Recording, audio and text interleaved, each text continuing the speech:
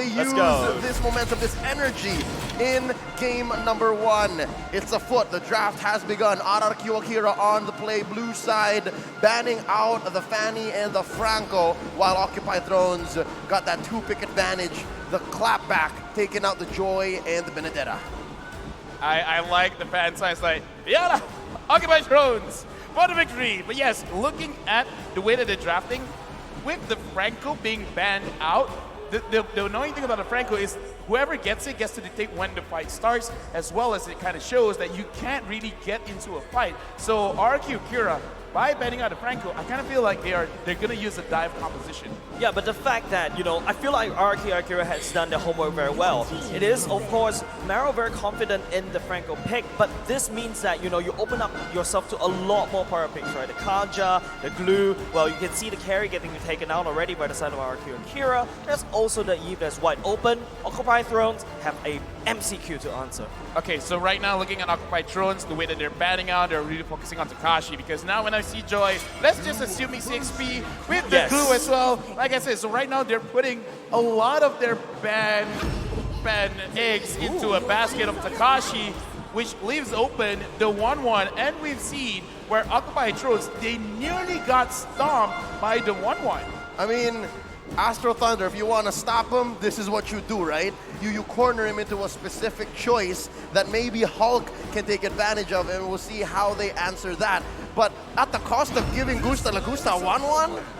Yeah, personally, what I feel like Occupy Thrones could do, they could immediately drop into a Kufra as well, but instead, Occupy Thrones opted for the Lapu opted for the Valentina as well. Usually, when teams first pick their Valentina, the main goal is, I want to control this draft, and all of a sudden, you're basically, your hero pool will get chunked down because you don't want to give too much ultimates over to the side of the Valentina. And right now, RRQ Akira are ranked 2nd in hero damage per minute, which, like I said again, they like to skirmish, and they like to skirmish hard, where whenever they want to take, say, any kind of neutral objectives, they actually take the fight first, which is something that we really have to put into consideration. With RRQ Akira following up with the Eve as well as the Fredrin, it looks like they're going to have a lot of fight, because this is a lot of control between the Fredrin as well as the Eve, and the damage, 1-1 can just deal it all day. Yep, the GOAT, Coach Cabral, seems to have found the groove. He's playing a chess match against Coach Mundo, and I like how these two are picked up in this order, right?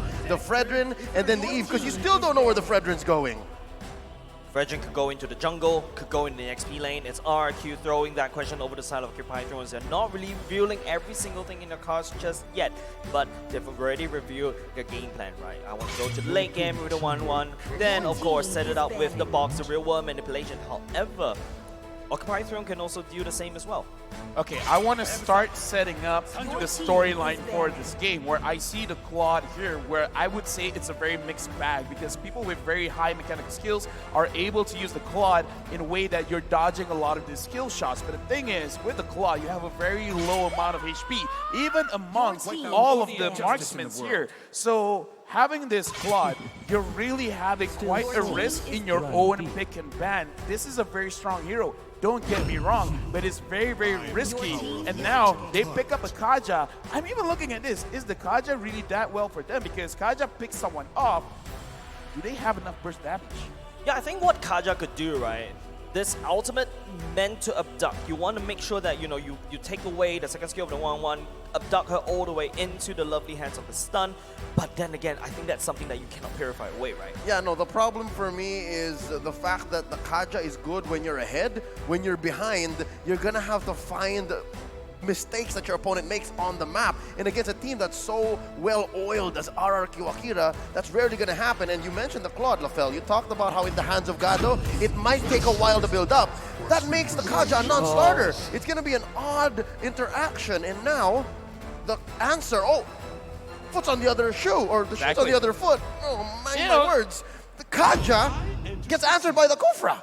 Yeah, and right now, it looks like we're finishing off the draft with the Nakai for Occupied Thrones. Now, I'm analyzing the draft right now, and it's going to be a very difficult game for the Kaja, because like you said, for a Kaja, you're kind of setting up the map for yourself, because you want to have bush control. If you cannot control the bush, you can't actually get whoever you want to get. And if you don't have the bush control, you don't get to choose. And the thing is, it's hard to choose already. RRQ Akira already having 3 very, very tanky frontliners. And with that being said, the choice to give Leo here an Akai is very Occupy Thrones, meaning that even in their grand finals of MPL MENA where they won their championship, this is a tendency. Just give Gado something that can carry you with in the late game, and then just have the rest of the team try to buy time on the map.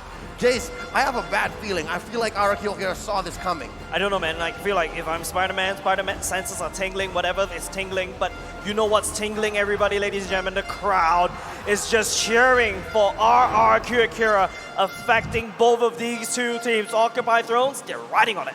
We're going into game one in this best of three. It's the champions from MPL Brazil and MPL MENA. It's RRQ Akira going up against Occupy Thrones. Ladies and gentlemen, we will have to iron out a few kinks in the competition to make sure that our athletes get to have the best experience and put on the best show for all of us. Now, with that being said, a few more moments for us to digest what might happen.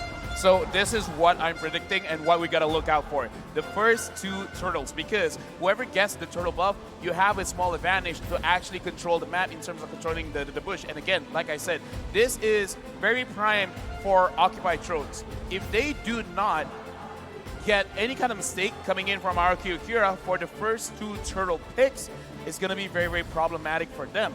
If RRQ Akira, not only do they not get picked off, but they also establish a good solid ground inside the jungle of Occupy Thrones, then I gotta say, RRQ Akira, they're gonna have a very good transition from mid to late game. Yeah, but LaFell, I think at this level, at the best of three in the lower brackets, I don't think it's about, you want to count on your enemy's mistakes. I think you have to create the opportunities to allow the enemy to create mistakes, right? But at the same time, what I'm looking from the side of Occupy Thrones is the control in the mid lane. Valentina usually have a very strong early game presence and try to get ahead. But it's going up against a Yi, which has a lot of slows and also quite a good wave clear as well. Based on the way that this discussion is going, it's a matter of Occupy Thrones moving much faster than we have seen them both in the group stage and the knockout stage. And I don't know if that's possible. Again, even if our good friend Naisu says they trained their minds out. Whatever it does. Whatever it was, Whatever right? it was, yeah. We gotta See, you think about something too much and you try your hardest and the best performances come out. That's what I'm afraid of here. The fact that Occupy Thrones is trying a strategy that isn't a sound. Okay, so Jace was talking about you got to create your own opportunities. Yep. How you create that opportunity is with the Kaja. Now, let me remind everyone what they're working with. You got a Kaja that can pull someone in, but then the follow-up damage is going to be the Valentina, the Akai, as well as the Claude. In those first two turtles, will they have enough damage? But before that, let's look at the player head-to-head. Now, you brought up the fact that it's all leading up to, again, the two turtles helping out the core damage dealers, right? Pushing your strategy forward. And who do you have to expect to carry that burden? The gold laners, right? You have here Gado and Gusta Lagusta. Obviously, stats are skewed on over to Gusta Lagusta. And again, this is why I'm so worried for that Claude. Another thing to worry about is that in a marksman matchup, a 1-1 going up against a Claude will usually take more time as compared to the 1-1. If the 1-1 knows how to play aggressively, she will be able to, walk around, play around with your weak points, and then win that trade. And you've also got a semi-pew for yourself at the same time. The Kufa will definitely linger around the 1-1 side to make sure that this 1-1 get a very good farm and good GPM, but take a look at looking at the head-to-head right now is leaning towards Gusta Lagusta with a 768 versus a Gado which is 626. Expect Gado, especially on the Claude, to play passively. I would argue that this stats is not one-to-one because the way that their games have been progressing is very different, where RRQ Akira, they had very good matches in the group stages, and even though I would say Occupy Thrones had good matches themselves, but it really doesn't give the same results as RRQ Akira. So looking at the stats, I kind of feel like, yes, it shows that on average, Gusta Lagusta has been, rocking way more in terms of damage, in terms of gold, but I kind of feel like Gado, he still can match up against Gusta Lagusta, but the thing is, you gotta look at the movements. Who's really putting the pieces together? Who's pushing this there, getting this, getting that?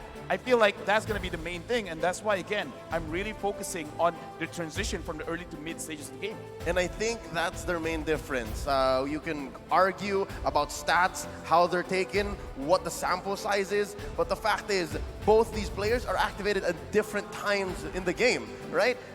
Early game, you can expect Gusto Lagusa to come off. But for late game, Gado has never missed, right? Even with his Lunox, with his Beatrix, with his Claude, now in game 1, we're gonna see exactly how that comes to fruition, all right? For reals this time. Let's do it. RRQ Akira versus Occupy Thrones. Mind the jungle rotations. It looks like it's a pure mirror. It's orange to orange. Another thing that we also seen from other Kajas is that they need to establish that river control, right? You make sure that you know where the enemy jungle is. You protect your jungler from, any sort of invasions. At the same time, though, I feel like both these two teams, take a look. Both these two roamers, focusing on the mid lane for now. Right now, Fury is doing quite a lot of damage onto Saigon, and Luis is checking out where everyone is moving because as a Kupra as well as a Kaja, any cash heroes, doesn't really matter who, push control is super important. Right now, Fury 77 is actually doing a lot more than Saigon is able to going up against Maro and Fury. The best part about, the Valentina is that, yes, you can clump together, and that's where her passive comes into play, right? The more that you land these spells on top of the heroes, you gain more EXP. Just take a look. Just the difference in the EXP level. Saigon's skill, scrapping at level 2. Fury 77 has already hit level 3. And that helps with Occupy Throne's plans. Correct. I'm guessing, because again, that's less pressure on Gado. Takash though. Oh, Fury 77 found Takashi, but the Char residue just makes him super tanky. He will be able to sustain out of this fight. They're professional players. If that was me, I would have gone for it. But probably all the skills were in cooldown, and they understand they cannot lose early. So right now, good setup, but Gado not going to get caught by Luis. Oh no, Leo spots that there's a little bit of pressure on his gold laner, catches the Brazilian Heartbreaker. Oh, this could be Luis dangerous. gets hit to the wall. The flicker will be allowing Luis to save his life. Occupy Thrones has ganked twice. None of them sticks. All right, so again, full control from RRQ Akira, right? They are not shaken. They're not stirred for sure. And look at King. He is first on the scene, quickly pulling that turtle. Yeah, 37-7 is something that we need to take a look at, right? You need to hit level 4 quickly, gain that real world manipulation. And so far, he's just coming onto the scene. 4v4, pending. Could it be? Turtle less than half health. Maro is already level 4. He's trying to abduct. It's going to be the fragile that takes, but the real one manipulation. Leo takes the first turtle away, and they've already picked up their prize. The RRQ Akira will punish them back. First blood for a major objective. Lofel, was that worth it? I honestly feel like it's worth it for RRQ Akira because that is what Occupy Thrones want. They want the first 2 turtles, and they understand. And like I said, based on the stats, numbers don't lie. They want to fight first, objective second. Oh, the slow coming out from Saigon is actually helping him quite a lot. Maro and also Fury 77 will not be able to catch anything for now. So now here's what I'm thinking, right? Half of your team wants to go aggressive. The other half wants to go get objectives. What's Occupy Thrones doing, right? Oh no, he's gonna get sandwiched! Oh, Maro is gonna get absolutely sandwiched by the Akira Brazilian team. No way for Maro to get out there. So now, Occupy Thrones, they gotta look at the map. They gotta understand their win condition. And it's slightly difficult because, like you said, they're a mishmash of everything. Where it's kind of like a jack of all trades, master of none kind of situation with the draft. So Hulk over here, going up against Takashi as of right now, yeah, sure, a lot of trades going on, but nothing really happening. Looking at what Occupy Thrones really should do is they gotta find a way to get inside the jungle of RRQ Akira. But based on the draft, easier said than done. Yep, and there's a cheeky emblem build on Leo. He has a little bit of damage and then didn't go full in on the cooldowns. So that might be something that comes into play. Saigon! Oh, it's going to be Saigon actually getting terrified at the same time. Maro jump all the way to the back line as well. The blazing away from Gado shreds the back line of RRQ. And King just walks away. RRQ Akira, they lose 1 and they're happy to at least survive. So again, this is the first time I've seen Gado so aggressive so early. I mean, as an analyst, it's good to feel good, to get it right. Leo here fighting King, but not enough damage as of yet. Like I said, Occupy Thrones, what they want to do is want to get inside the jungle of RRQ Akira, because again, bush control. I'm going to stress that until the end of the game. Yeah, this is the second turtle for now. It's got the members from the RRQ, so already set up base. Leo, on the other hand, doesn't have the ultimate, so they have to be careful. Louis jump all the way in. It's going to be Takashi in the Black Dragon form, looking for some big off. Leo will be nowhere to be seen. RRQ Akira has full control of the turtle penalty. Astro Thunder almost single-handedly winning that turtle for RRQ Akira. And now you see what that translates into.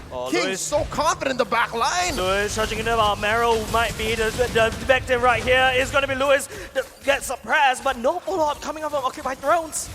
Yeah, here's the thing, right? I want to talk about that turtle fight because in that fight, Leo did not have his Hurricane Dance, and this is also very dangerous where RQ Akira, they're really looking at everyone's cooldowns, everyone's spells, and looking at the itemization over here, I would say everyone is optimizing their items. Sorry, God, they're having a lot of penetration as well as the necessary items to actually mitigate the damage. Something interesting, right? Coming out from the club, but hold on a second. Louis bouncing around, trying to slow down Occupy Throne just a little bit, but it doesn't stick. But back to what I was pointing out, and looking at the items, Gado did not opt for the Swift Crossbow.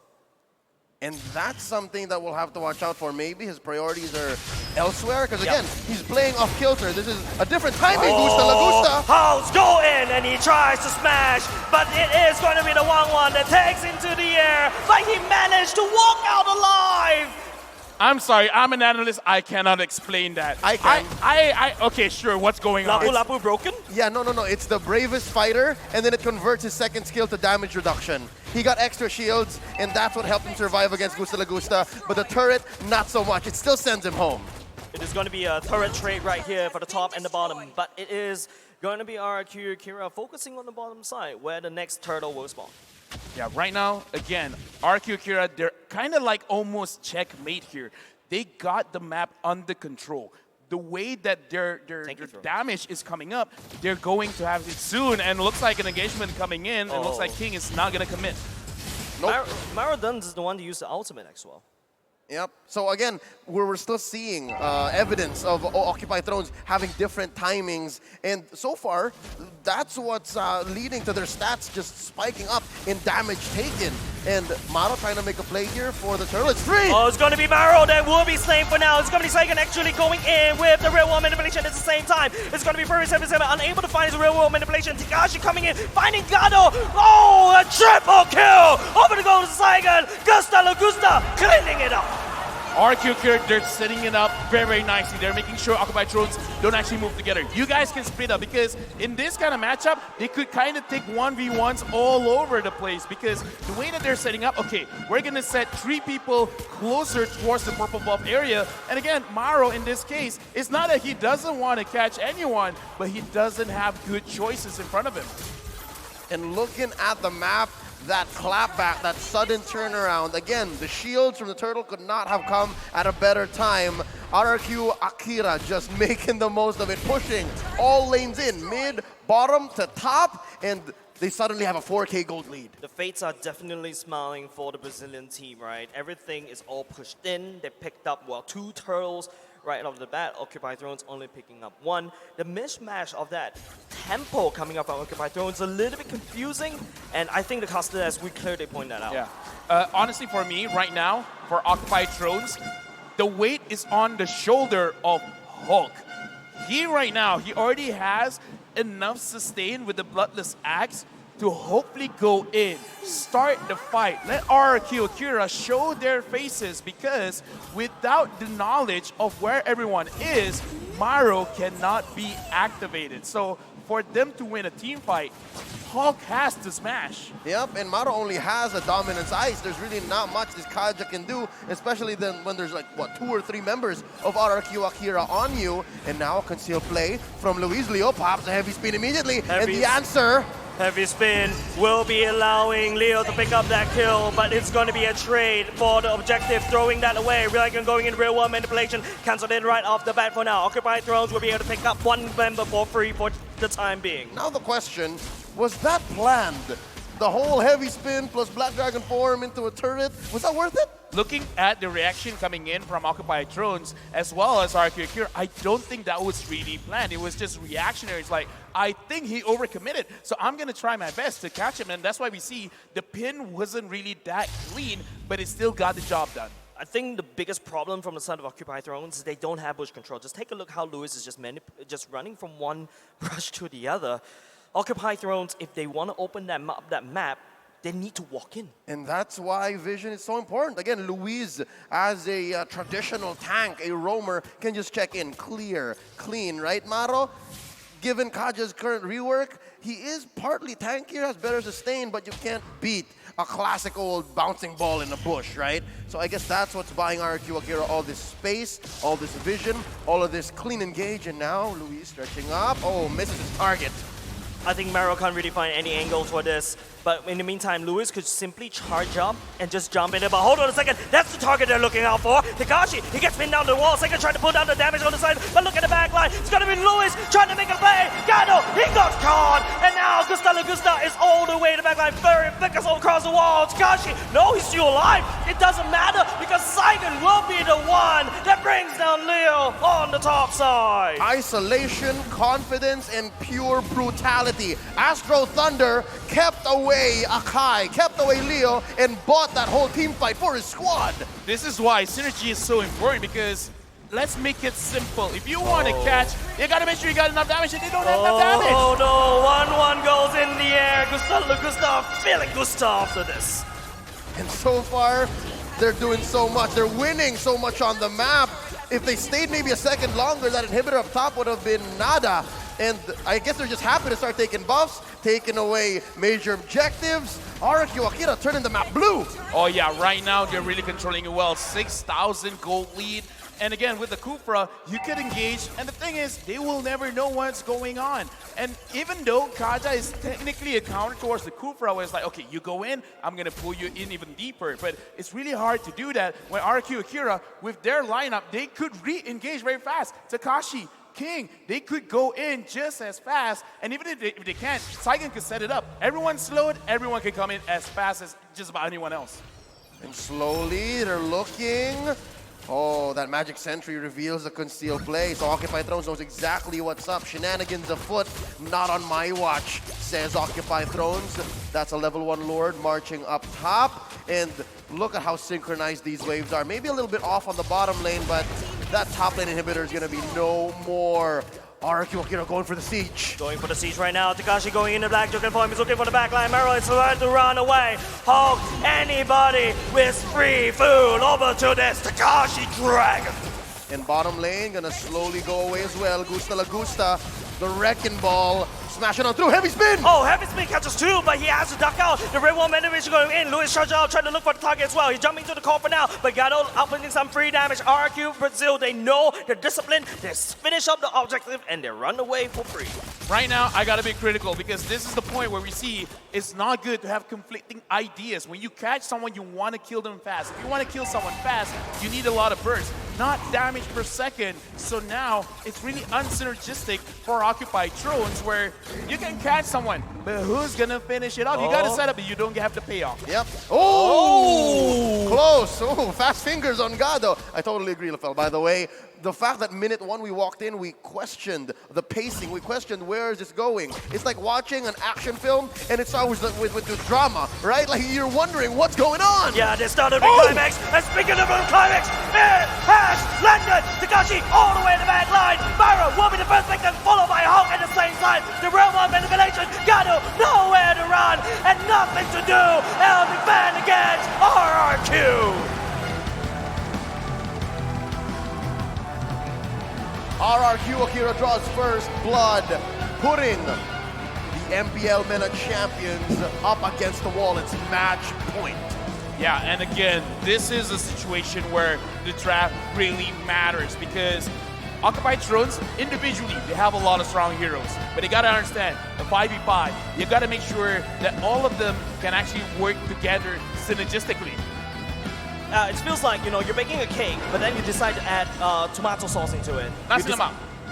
or nasi lemak into that cake, right? And it feels like Occupy Thrones want to do everything at the same time, but they can't really execute the main thing. But however, RRQ, there's so many secondary, tertiary engages, everything. Now you talk to me about having ice cream for breakfast. Yeah. All right, this is the prime example of why you don't. Okay. You know what? You win this argument. But again, RRQ Akira, it's one thing to make sure that you get into the game with a very good draft, but it's also another thing about the execution because we got to talk about the execution because, again, the way that they do it, Takashi goes in first. It's like, okay, I'm going to make sure everything is safe. Okay, it's all good. Everyone goes in. Yeah, and again, a majority of this lineup has been playing together for so long, and that's what you get, these kinds of results.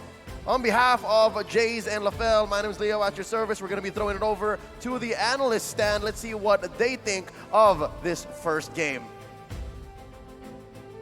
Well, I'll tell you what we think about this game here, guys. It was quite exciting, but at the same time, you hear the band here, you hear the rally, and it's RRQ Akira just making a statement in game number 1, Trex.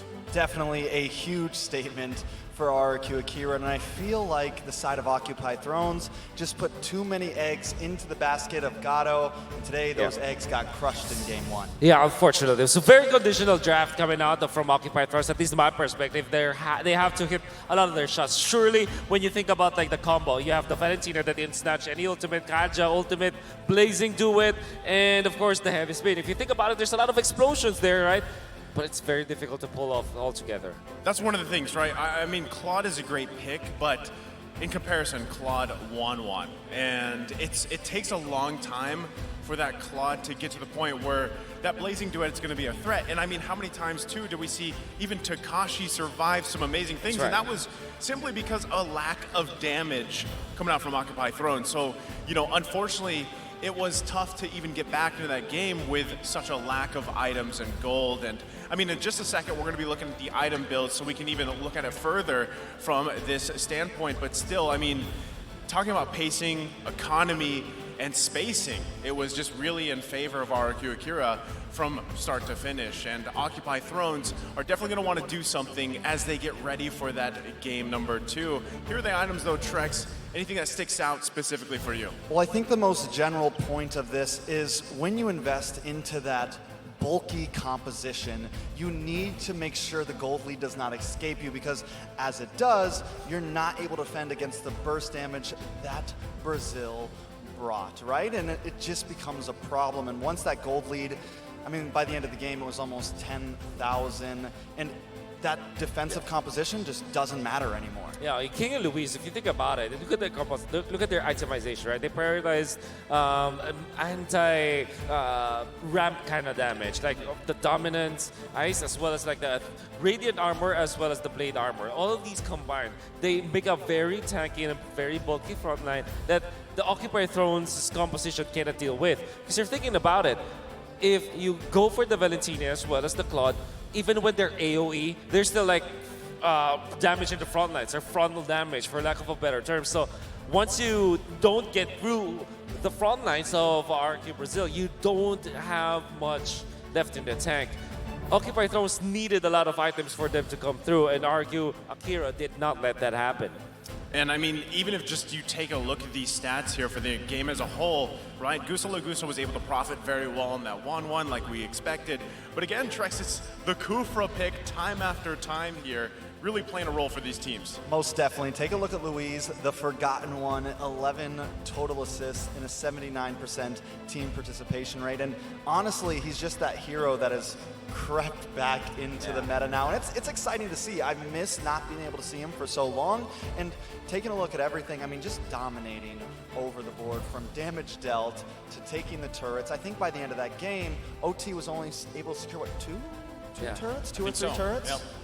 I think that's really, really bad. When it comes to the Turtles, though, they were able to get one at least, but it's kind of like RRQ Brazil or RRQ Akira still was in control of most of the game. They gave away objectives that they don't need because they wanted to make a better trade. For example, when they go for a turtle, they traded for 2 more turrets afterwards. Then, yes, you saw in the previous game, it's a lot of like early game control that you saw coming out from RRQ Akira, which was attributed to the fact that they have an easier draft in a way, at least in the early stages. So as good as it is to look at Occupy Thrones' draft, when you theorize what it could happen in theory, I mean, in practice, it's very difficult to pull off. Yeah, and I mean, with all that, MVP of this game is going to be none other than King here on this Fredrin pick. We've seen him pop up so many times in the jungle and how useful it is for a lot of these teams. Yeah, and I think the final nail in the coffin there was that blade armor that you pointed out earlier, Wolf. I mean, that was like the final thing to nullify anything that Claude could do. At that point, it's like, all right, GG's, well played. Let's focus on the next game. Such a clutch pick there. Yeah, there was no actual shred coming out from Occupy Thrones, and I always talk about this kind of factor when you have your marksman for sure. It can deal the damage, but you don't really go in from second one until the end of the T fight, right? You want to wait for your timings. That is where you need some sort of poke or some sort of shred, and that wasn't seen from the side of Occupy Thrones. That's why King actually had a great time this game. Yeah, I mean, he was pretty much just able to roam around the map, focus on objectives. That's all he really needed to do here. I mean, that's what we saw. And again, as the game progressed, those objectives just built compound interest for RRQ Akira. Yeah, and I mean, he didn't play it too aggressive. Like, there wasn't many invades. He never really went into the enemy purple buff, into the enemy orange buff in that first 5 minutes. They knew the job. Get a little bit of a gold lead in that first 5 minutes, get some objectives, and then as we go into the mid game, that's when they strike. Well, again, it was just able to allow Gusalu Gusto to be online. That's right. It's wonderful to watch because if you look at it once again, they wait for their ultimates to be up. For example, Takashi, I can only see like literally one time where he defensively used his ultimate, but